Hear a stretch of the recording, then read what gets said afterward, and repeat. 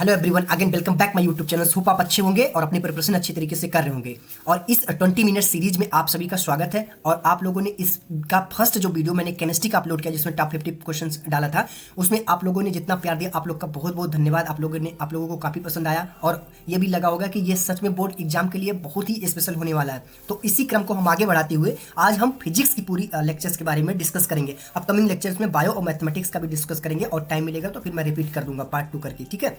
तो इस वीडियो में आप सभी को पूरी तरीके से केमिस्ट्री की पीवाईक्यू जो भी इंपॉर्टेंस है उसको लेके आया हूं। देखो ये क्वेश्चंस, ये चैप्टर्स जो है हमने इसमें बेसिक टू एडवांस डाला है। आप ये मत सोचिएगा कि केवल बेसिक है या केवल एडवांस है। तो चलिए इस सेशन का हम क्वेश्चन स्टार्ट करते हैं कि क्या है हमारे पास। The first question is a point charge is placed at the centre of hollow conducting sphere, then the electric field at the point of inside of conductors is. हमारे पास क्या होगा, देखो हैलो स्फीयर के हमारे पास अंदर में जो आपके हमारे पास इलेक्ट्रिक फील्ड है वो क्या होगा, वो 0 होगा। जब हैलो स्फीयर की बात करेगा तो आपको ये बात पता होनी चाहिए, शायद आप ये पढ़े होंगे, नहीं पढ़े तो आप इसको देख लीजिएगा। मैं इसमें केवल एक्सप्लेनेशन पर ज्यादा फोकस नहीं करूंगा। तो ये हमारे पास क्या होगा, 0 होगा इनसाइड दी हैलो स्फीयर। और ये क्वेश्चन मैंने कहां से स्टार्ट किया है, सीबीएसई बोर्ड 2020 में ये आया है, तो मैंने यहां से स्टार्ट किया, ठीक है। और बाकी अगला क्वेश्चन चलते देखते हैं।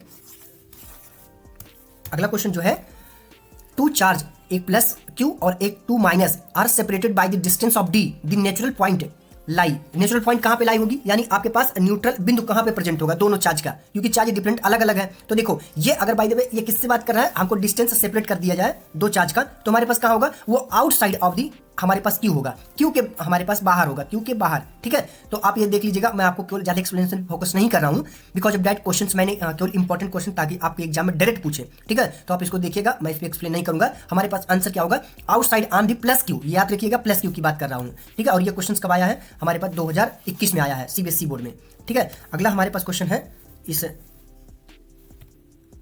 Electric potential inside a charge conducting sphere is, क्या होगा हमारे पास, थर्ड नंबर क्वेश्चन। ये भी हमारे पास क्या होगा, सेम एज ए सरफेस, ठीक है। ये सेम एज सरफेस पे होगा, हमारे पास आंसर बी करेक्ट है, ठीक है। अगला क्वेश्चन हमारे पास है, आगे हम इसको थोड़ा बढ़ा लेते हैं।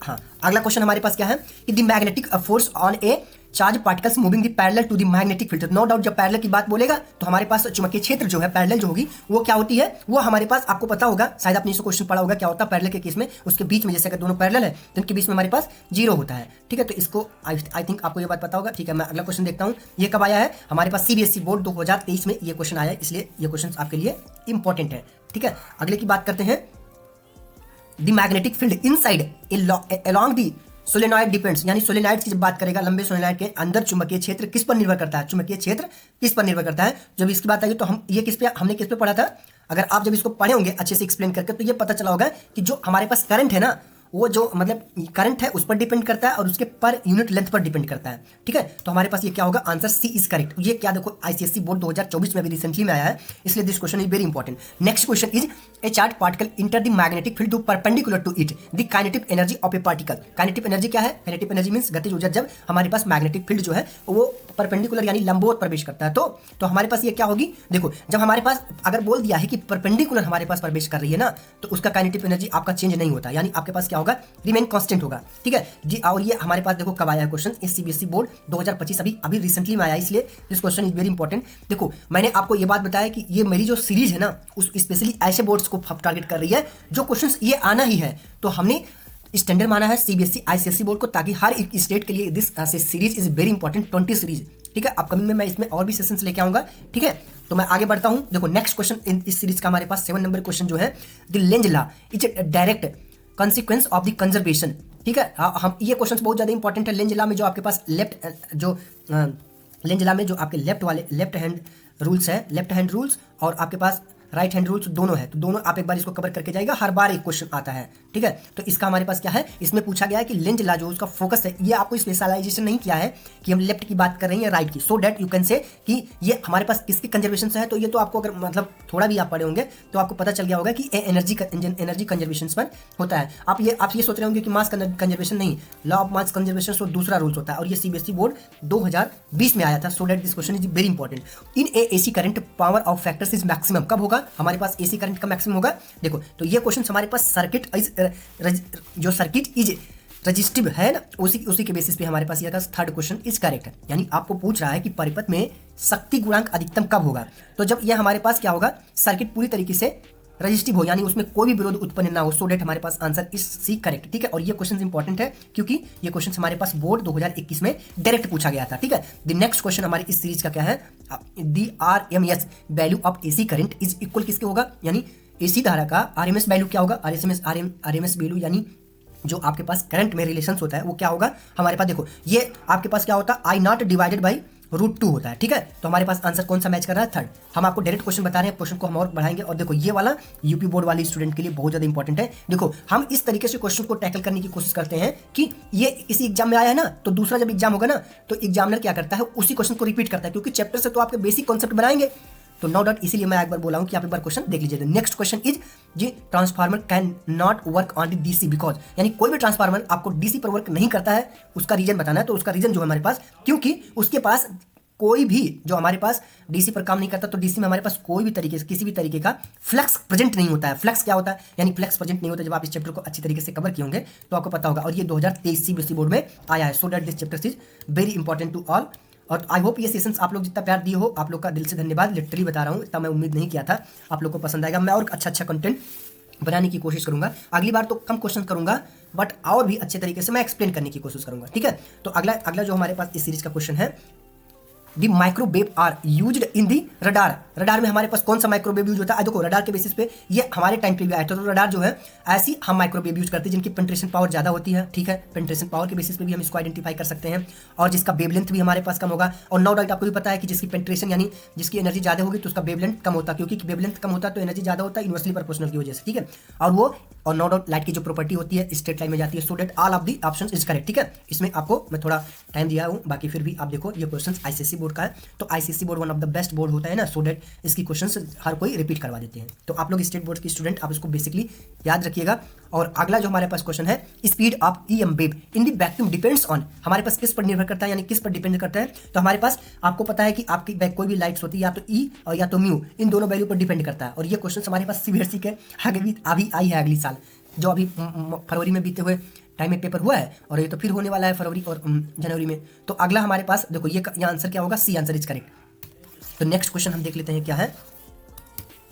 अगली question, young double slight experiment is confirm. जो आपके पास यंग का द्विध्रुव जो है प्रयोग है ना, वो उस पर हमारे पास किस एक्सपेरिमेंट के थ्रू कंफर्म हुआ है, यानी जो लाइट है उसका कुछ नेचर्स है। तो यंग जो स्लाइट एक्सपेरिमेंट है वो किस बेसिस पे लाइट के किस प्रॉपर्टी को फॉलो करता है, बेसिकली पूछने का इसका पर्पज है। ठीक है, तो हमारे पास कौन सा लाइट को वेव नेचर्स को, और फोटो इलेक्ट्रिक इफेक्ट और क्रॉम्पटन इफेक्ट ये हमारे पास किस पे दिखाते हैं, पार्टिकल नेचर ऑफ लाइट। ठीक है, तो पार्टिकल नेचर ऑफ लाइट पर दिखाते हैं। तो हमको अदर चीज के बारे में ध्यान नहीं देना, बस आप मैं जो बोल रहा हूँ, जब आपको पूछ लिया है कि आपकी जो लाइट है ना वो किस पर लाइट की प्रॉपर्टी के बेसिस पे पूछा है, तो आपको ये ध्यान देना है कि पार्टिकल नेचर जो है वो कौन सा एक्सपेरिमेंट पे डिपेंड करता है। जैसे मैंने बोला क्रॉम्पटन इफेक्ट और आपको फोटो इलेक्ट्रिक इफेक्ट, तो आप एक बार इसको देख लीजिएगा। ठीक है, तो ये क्वेश्चन हमारे पास CBSE बोर्ड 2020 में आया था, but this question is important because of that कि आपको ऐसे लाइट की प्रॉपर्टी से क्वेश्चन हर बार पूछते हैं। ठीक है, तो अगला क्वेश्चन की हम बात करेंगे।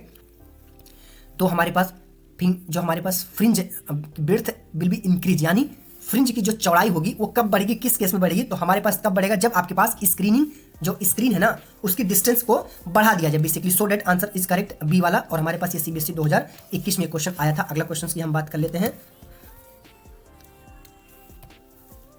हाँ, तो हमारे पास अगला क्वेश्चन हमारे पास क्या है, stopping potential depends. Stopping potential किस पर डिपेंड्स होता है, तो हमारे पास फ्रीक्वेंसी पे, जैसे कि मैंने पहले बोला कि फ्रीक्वेंसी पे हमारे पास डिपेंड होता है। CBSE बोर्ड 2023 में आया था। एक मिनट मैं इसको देख लूँ कि 15 नंबर क्वेश्चन हुआ है या नहीं, मुझे लग रहा है नहीं हुआ।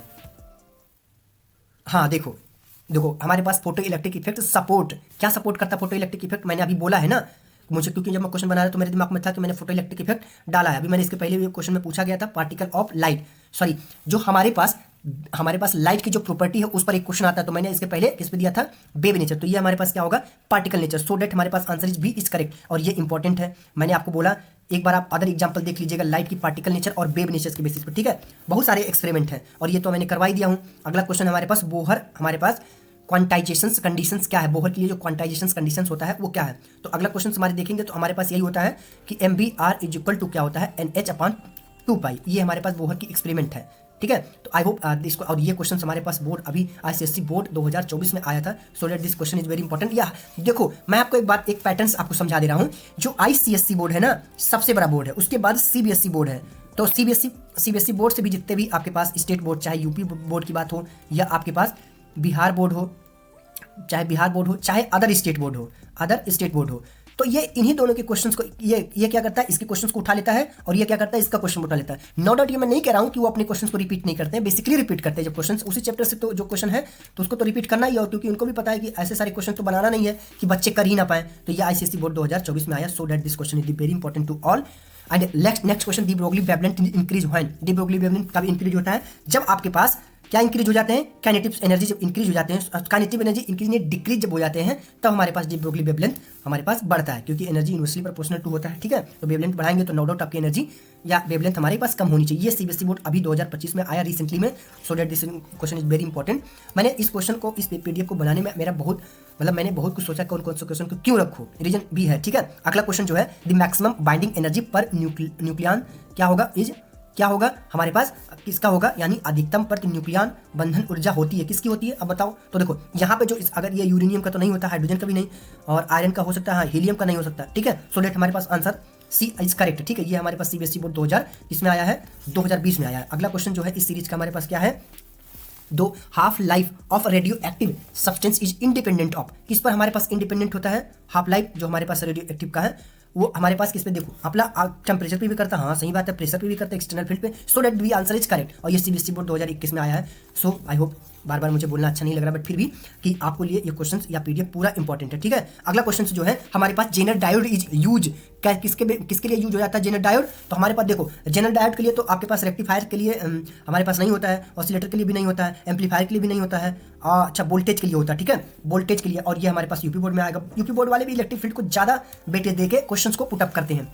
ठीक है, तो अगला क्वेश्चन इस सीरीज का क्या है, नॉट गेट, यानी गेट के बेस पे जो आपके चैप्टर से उससे भी क्वेश्चन आते हैं, एंड नॉर और गेट के बेसिस पे। तो हमारे पास 22 क्वेश्चन जो है वो क्या बोलता है, not gate is also called, not gate को क्या बोलते हैं, नो डाउट आपको ये बात बताया गया होगा, नॉट गेट को इन्वर्टर गेट बोलते हैं। ठीक है, इन्वर्टर गेट बोलते हैं, और एक बार इसको देख लेते हैं, इन्वर्टर गेट। ये क्वेश्चन मैंने जब इसको रखा है तो यही सोच के रखा है कि आपके पास सीबीएसई बोर्ड का क्वेश्चन यहीं से उठाता है, नॉट से बताता है या तो आपको एंड गेट से बताता है। ठीक है, नेक्स्ट क्वेश्चन की जब हम बात करेंगे, अब ये एंड, मैंने कहा ना कि नॉट गेट से पूछते हैं, नाइट से नहीं पूछते, तो एंड दोनों को मिला के पूछ लिया गया है। एंड गेट जो है यूनिवर्सल है, क्यों, और नो डाउट यूनिवर्सल इसलिए है क्योंकि वो उससे जो है, यूनिवर्सल का मतलब जैसे वर्ड से ही क्लियर है, यूनिवर्सल का मतलब सारे मान लो, तो सारे के बेसिस पे जब बोला गया है तो हमारे पास उसमें all get can be made, इससे हमारे पास क्या होता है, सारे गेट्स बना सकते हैं। और ये हमारे पास आईसीएसई बोर्ड 2024 में आया, so that this question is very important. ठीक है, नेक्स्ट क्वेश्चन हमारे पास क्या है, the modulation is the required in communication to be, संचार में मॉड्यूलेशन आवश्यक है, क्यों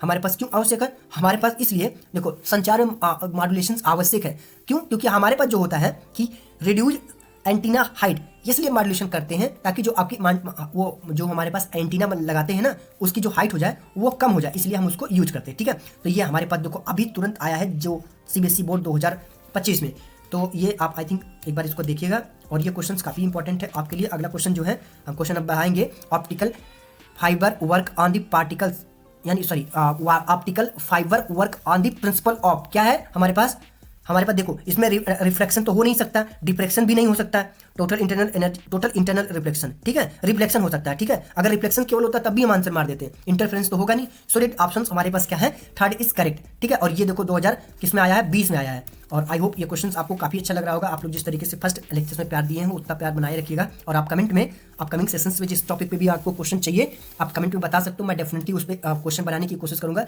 मेरा टारगेट यही है कि आप लोगों का एमसीक्यू क्वेश्चन पूरा हो जाए, इसलिए मैं काफी क्वेश्चंस खोज के लेके आता हूं। ठीक है, the focal length of A concave mirror, क्या है हमारे पास फोकल लेंथ कॉनकेव मिरर के लिए क्या है, ये लाइट के क्वेश्चन जो कि काफी ज्यादा इंपॉर्टेंट है। तो हमारे पास क्या है, वो हमेशा निगेटिव होता है अगर कॉनकेव के लिए पूछा है। ठीक है, और कॉन्वेक्स के लिए पूछता है तो कभी कभी दूरी हमारे पास क्या हो जाता है, पॉजिटिव हो जाता है। ठीक है, कॉन्वेक्स के लिए दैट मीन्स उत्तल लेंस के लिए। अगला क्वेश्चन जो है हमारे पास क्या है, क्रिटिकल एंगल डिपेंड्स ऑन, किस पर हमारे पास निर्भर करता है क्रिटिकल एंगल। देखो यहाँ से भी पूर्वांतरिक परावर्तन वगैरह से रिलेटेड क्वेश्चंस काफी अच्छे आते हैं, अच्छे वेटेज भी होते हैं, नो डाउट ये केवल क्वेश्चन है। तो हमारे पास क्या होता है, रिफ्रैक्टिव इंडेक्स पर ही डिपेंड करता है, रिफ्रैक्टिव इंडेक्स जितना कम होगा या जितना ज्यादा होगा उसके बेसिस पे हमको बता सकते हैं कि हमारे पास क्रिटिकल एंगल कम होगा या ज्यादा होगा। और ये क्वेश्चन हमारे पास यूपी बोर्ड में आता है, यूपी बोर्ड वाले तो बिल्कुल ध्यान रखो, इस क्वेश्चन को आप बिल्कुल देख के चले जाओ। अगर इस पीडीएफ को कोई भी स्टेट बोर्ड का स्टूडेंट देखेगा ना, तो इस सब्जेक्ट पे आपको जो सब्जेक्ट का वीडियो दिखा, लिटरली बता रहा हूँ डायरेक्ट क्वेश्चन फंसेंगे। ठीक है, तो अगला क्वेश्चन हमारे पास क्या है, हाँ, इन इंटरफ्रेंस और आपके पास redistribution of energy occur due to, किस पे हमारे पास होता है, यानी व्यतिकरण में ऊर्जा का पुनर्वितरण होता है, क्योंकि बताइए क्योंकि आप एक बार अपने आप को, जैसे पेपर जो मैं करवा रहा हूँ उसको आप अपने आप को आइडेंटिफाई भी करने की कोशिश करो, यानी सुपर पोजिशन की वजह से होता है, ठीक है, सुपर पोजिशन। और ये हमारे पास सीबीएसई बोर्ड में ऐसे क्वेश्चन जब तब बनाते हैं ना तो दे देते हैं, और आसान बनाते हैं तो नो डाउट आसान बनाएंगे तो फिर आपको जरूरत भी नहीं पड़ेगी इंपॉर्टेंट क्वेश्चन की, तो आप तो सारे चैप्टर पढ़ के जाओगे ही। और नेक्स्ट क्वेश्चन जो है, बैंड गैप ऑफ कंडक्टर्स क्या होता है? बैंड गैप किसके लिए? कंडक्टर के लिए। आपको भी पता है बैंड गैप कंडक्टर के लिए बहुत कम होता है, 0 के बराबर, और इंसुलेटर के लिए तो बहुत ज़्यादा होता है। अगर इंसुलेटर की बात करें तो बैंड गैप, अगर इंसुलेटर की बात करें तो जब इंसुलेटर तभी होगा जब आपके पास बैंड गैप ज़्यादा होगा, अगर दूर होगा, और नॉन कंडक्टर के लिए पास होगा, बहुत पास होगा, और कंडक्टर्स के लिए क्या होगा? बिल्कुल सटा होगा तभी तो कंडक्टर होगा, इलेक्ट्रॉन्स यहाँ से मूव करेगा, तो जो दूर रहेगा उसी को इंसुलेटर बोलते हैं। तो यहाँ पे हमारे पास क्या होगा? 0, मतलब ना के बराबर मान लीजिए, ठीक है। मैंने, और ये आईसीएसई बोर्ड में आया, तो ये क्वेश्चन देखो ग्राफिकल बेस है ना, तो ऐसे क्वेश्चन खास कर दे देते हैं।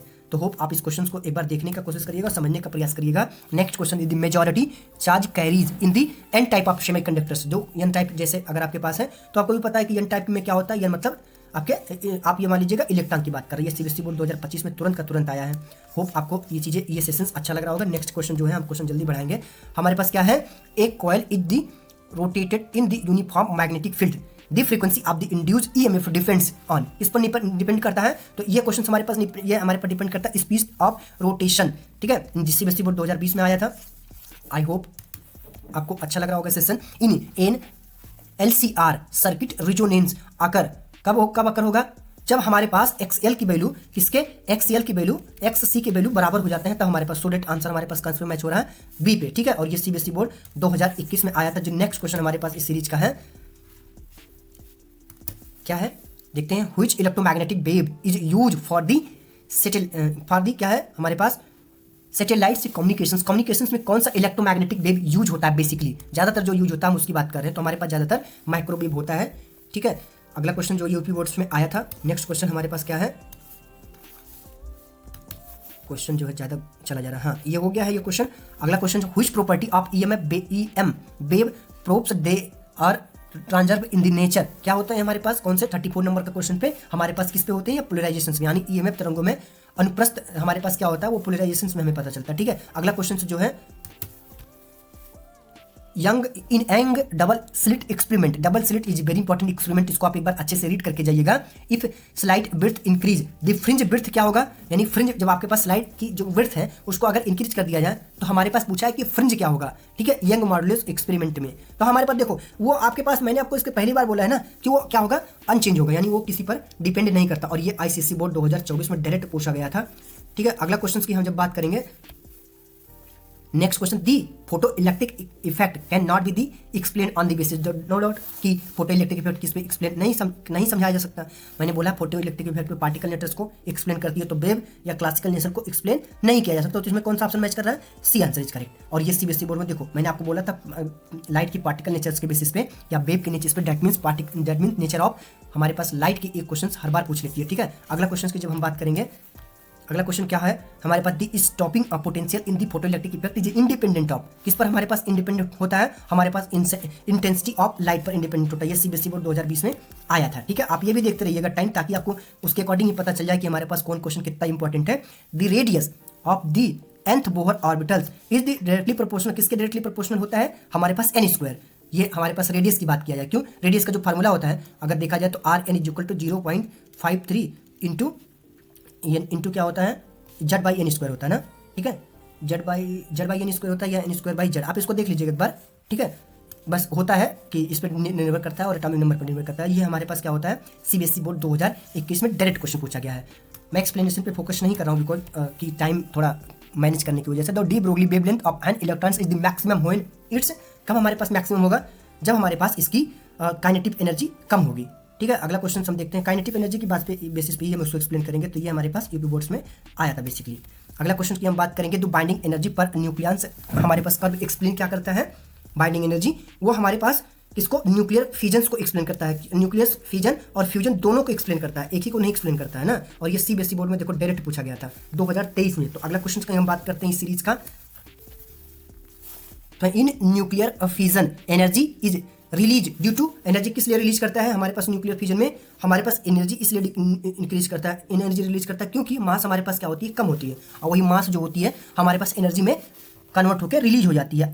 जो ये कहा था ICSE बोर्ड 2024 में ये क्वेश्चन डायरेक्ट पूछा गया था। तो नेक्स्ट इस सीरीज का नेक्स्ट क्वेश्चन जी, half life of a radioactive substance is the related to the decay constant. यानी आपको पता है कि जो हमारे पास रेडियो एक्टिव एलिमेंट्स होता है हाफ लाइफ वो किस टाइप के रिएक्शंस पे लागू होता है, यानी फर्स्ट ऑर्डर रिएक्शंस पे। कौन सा? First order reactions. First order reactions की हमारे पास ऑर्डर क्या होता है? एक होता है फर्स्ट ऑर्डर रिएक्शंस में। और आपको भी पता है इसकी हाफ लाइफ पे जो रिएक्शंस है आप पढ़े होंगे नो डाउट, 0.693 डिवाइडेड बाई के। और इस के को क्या कर देते हैं हम, क्या बना देते हैं? लेमडा। तो इसमें पूछा गया है यानी डी के कांस्टेंट ये हो जाता है, वहाँ पे ये क्या होता है? रेट कांस्टेंट होता है, यहाँ डी के कांस्टेंट हो जाएगा। तो यहाँ पे 0.693 डिवाइडेड बाई लेमडा हो जाएगा। तो इसमें हमारे पास कौन सा ऑप्शन मैच कर रहा है? ये क्वेश्चन मैं इसलिए इसको एक्सप्लेन कर रहा हूँ ताकि जो है ये क्वेश्चन आता है और ऐसे क्वेश्चन हमेशा दे देते हैं। तो देखो आपको भी यहाँ दिख रहा होगा इस CBSE बोर्ड 2025 में डायरेक्ट पूछा गया है। So that this question is very important. ये हमारे पास ऑप्शन क्या मैच कर रहा है? थर्ड। ठीक है, इसको हम मिटा देते हैं, अगला क्वेश्चन देखते हैं। आगे और भी अच्छा क्वेश्चन आएगा। ठीक है, मैंने अब क्वेश्चन हमारे पास 80 बचे होंगे।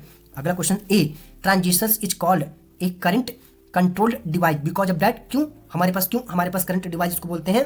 क्योंकि हमारे पास आउटपुट करंट जो होता है ना वो किस पर डिपेंड करता है? इनपुट करंट पर। तो हमारे पास आंसर कौन इसमें मैच कर रहा है? बी वाला। ठीक है, ये CBSE बोर्ड 2020 में आया था। द नेक्स्ट क्वेश्चन हमारे पास इस सीरीज का क्या है?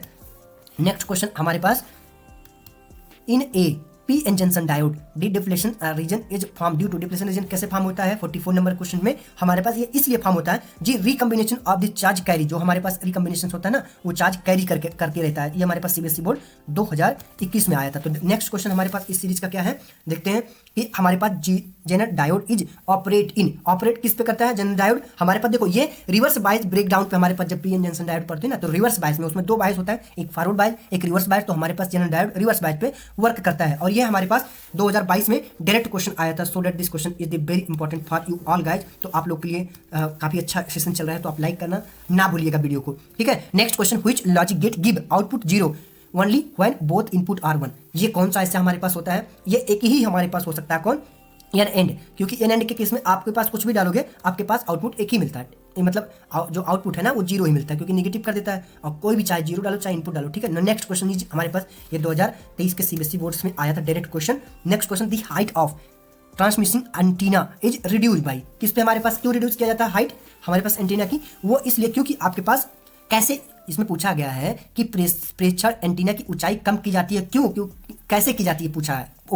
बेसिकली पूछना चाह रहा है कि किस मेथड से क्या करके हम कम कर सकते हैं। तो देखो मैंने इसके पहले वाले भी क्वेश्चन पे बताया, उसी क्वेश्चन का ये घुमा के पूछा है कि आप जो एंटीना की ऊंचाई कम करते हैं मॉड्यूलेशन से। तो यही पूछा है कि हाइट किस मेथड से कर सकते हैं। No doubt modulation. तो यहाँ पे हमने इस क्वेश्चन को पहले ही सॉल्व करके आया। ठीक है, तो नेक्स्ट क्वेश्चन, और ये देखो इसको मैं इसलिए इस क्वेश्चन को ज़्यादा टाइम दे रहा हूँ क्योंकि ये ICSE बोर्ड का है। तो बेसिकली आई होप ये हर एक एग्जाम में रिपीट हो सकता है। नेक्स्ट क्वेश्चन हमारे पास अगर देखा जाए इस सीरीज का कि in the amplitude modulation of the parameters that varies. किस पर वेरी करता है? जो हमारे पास एम्पलीट्यूड मॉड्यूलेशन है वो केवल एम्पलीट्यूड पे हमारे पास वेरी करता है। ये CBSE बोर्ड से 2025 में डायरेक्ट क्वेश्चन पूछा गया। So that this question is the very important to everyone. ठीक है, द नेक्स्ट क्वेश्चन हमारे पास इस सीरीज का क्या है?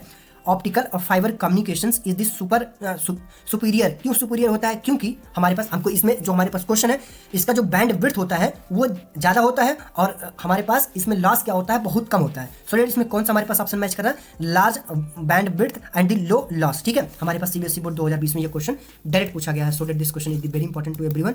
अगला क्वेश्चन हमारे पास क्या है? Next and last question, the phenomena of responsible for the light of propagation in the optical fibre is. क्या होता है हमारे पास ऑप्टिकल फायर में? ये तब होता है जब आपके पास टोटल इंटरनल जो रिफ्लेक्शन है ना वो आपके पास होता है। टोटल आपके पास इंटरनल जो होता है वो रिफ्लेक्शंस में हमारे पास कन्वर्ट हो जाए। सो that this question is very important because of that ये 2021 के CBSE बोर्ड में आया। ठीक है, आई थिंक ये सीरीज का ये रहा लास्ट क्वेश्चन। होप जो भी क्वेश्चंस मैंने इसमें ऐड किए हैं वो लिटरली आपके लिए हेल्पफुल रहे होंगे। और नेक्स्ट मैंने आपको बोला है कि मैं इस सीरीज में 20 मिनट में आपको 50 क्वेश्चन करवाऊंगा और जो आपके 1-2 मिनट एक्स्ट्रा भी हो जाते हैं तो उसमें आप अपने आप को एनालिसिस करिए। तो नेक्स्ट 10 क्वेश्चन जो है एनालिसिस करो, test yourself, write all the answer below in comment box. ठीक है, तो अगला क्वेश्चन मेरे पर फर्स्ट जो क्वेश्चन है, a capacitor of the capacitance 5 microfarad is conducted to a 200 volt battery the charge store on the capacitor, इसको आप लगाने की कोशिश करिएगा, बेसिक फार्मूले पे है। अगर नहीं आएगा तो आप क्वेश्चन नंबर बता दीजिएगा, मैं उसका सोल्यूशन आपको प्रोवाइड कर दूंगा, ठीक है। हम केवल क्वेश्चन, आप इसमें 5 मैंने न्यूमेरिकल रखा है क्योंकि मैंने न्यूमेरिकल करवाया नहीं है,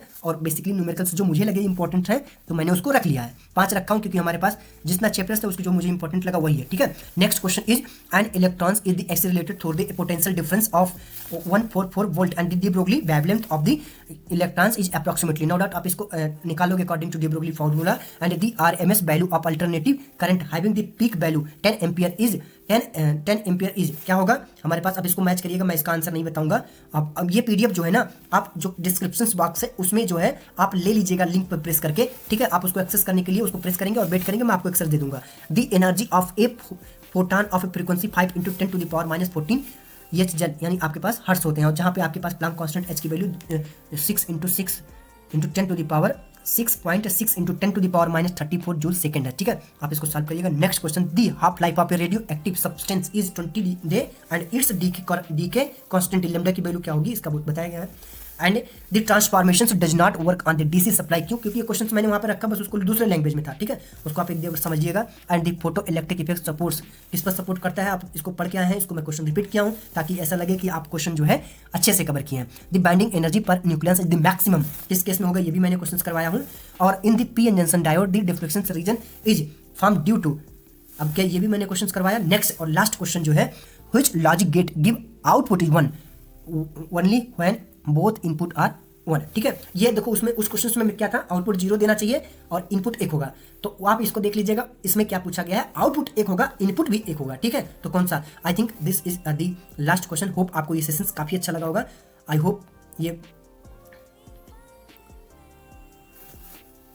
होप आपको ये सेशन अच्छा लगा होगा, और अगर अच्छा लगा होगा तो आप मुझे अपना सजेशंस कमेंट बॉक्स में मेंशन कर सकते हैं। नेक्स्ट जो आपके पास इस सेशंस का है बायोलॉजी और मैथमेटिक्स, तो जितने भी स्टूडेंट बायोलॉजी के हैं या मैथमेटिक्स के, तो आप लोग सेशंस को वेट कर सकते हैं। और अगर आपको ये चैनल अच्छा लगता हो तो आप मुझे सब्सक्राइब कर सकते हैं, ठीक है। मिलते हैं अगली वीडियो में।